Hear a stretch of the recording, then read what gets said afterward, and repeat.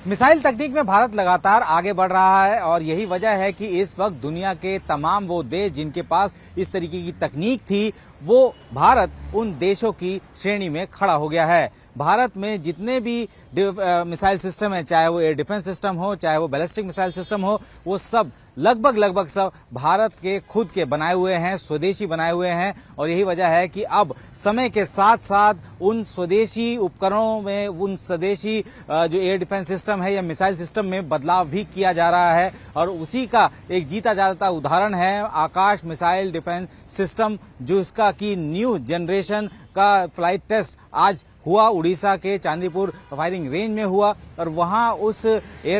जो फ्लाइट्स है, जो कि वो मिसाइल है, उसने एक हाई स्पीड टारगेट है उसको अचीव किया। बहुत लो फ्लाइंग में उड़ते हुए उस टारगेट को जो है वो सटीक तरीके से मार किया और ये एक बड़ा मील का पत्थर साबित होगा। अगर हम लोग पुराने आकाश मिसाइल सिस्टम की बात करें तो उसकी रेंज 25 किलोमीटर तक थी, लेकिन जो ये न्यू जनरेशन मिसाइल सिस्टम है, जो नया जो मिसाइल है, वो उसकी रेंज तकरीबन 40 से 80 किलोमीटर के करीब बताई जा रही है। अभी फिलहाल ये ट्रायल फेज में है, लेकिन जिस वक्त ये भारतीय सेना में शामिल हो जाएगा, जाहिर सी बात है कि भारतीय सेना की ताकत में जबरदस्त इजाफा होगा। अब सबसे बड़ी बात है कि एयर डिफेंस सिस्टम की जरूरत क्यों पड़ती है। अगर हम लोग बात करें तो आकाश एयर डिफेंस सिस्टम जो है वो लगभग भारतीय सेना के सभी जो इंस्टॉलेशन है, वाइटल इंस्टॉलेशन है, उसके आसपास जो है प्लेस किए गए हैं और ये उन एरियल टारगेट्स को आसानी से अचीव कर सकता है जो कि उन इंस्टॉलेशन पर दुश्मन की तरफ से युद्ध की स्थिति में कभी अगर छोड़े जाएं तो ये आसानी से एंगेज कर सकता है। लेकिन जो पुराना मिसाइल सिस्टम है,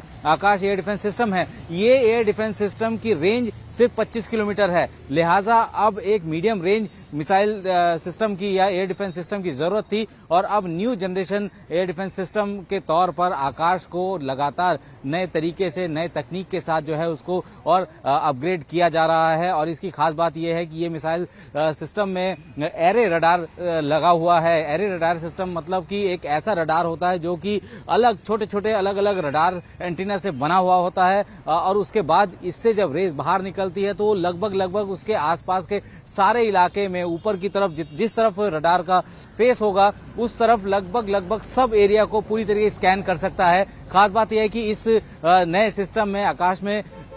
ये यहाँ पे जो है नया अपना स्वदेशी सीकर लगा हुआ है। कमांड एंड कंट्रोल सिस्टम स्वदेशी है और यही वजह है कि भारत लगातार उन हथियारों को जो कि पहले ही स्वदेशी तरीके से बनाकर इस्तेमाल में लाए जा रहे हैं, अब उसमें नए तरीके के जो इनोवेशन करके और उसकी रेंज को और ज्यादा बढ़ाने की, और आज की तारीख में जिस तरीके के खतरे हैं उसको देखते हुए लगातार उनकी रेंज को बढ़ाने की तैयारी भी चल रही है, जिसका आज ही जो है उसका एक एग्जाम्पल हम लोगों ने देखा कि किस तरीके से आकाश न्यू जनरेशन मिसाइल सिस्टम ने बहुत बेहतरीन तरीके से टेक ऑफ लेते हुए और उसके बाद जब फायर किया गया, लो लेवल पर उड़ते हुए हाई स्पीड एरियल टारगेट को उसने अचीव किया और जिस पैरामीटर पर उसको खरा उतरना था वो उन सब पैरामीटर पर खरा उतरा है। तो ये एक मील का पत्थर है, भारतीय सेना के लिए एक मील का पत्थर साबित होगा। ये डीआरडीओ जो कि बहुत लंबे समय से सिर्फ और सिर्फ अपने स्वदेशीकरण के लिए एक बेहतरीन तकनीक के लिए जो है काम कर रहा था और अब वो धीरे धीरे जमीन पर नजर आने लगा।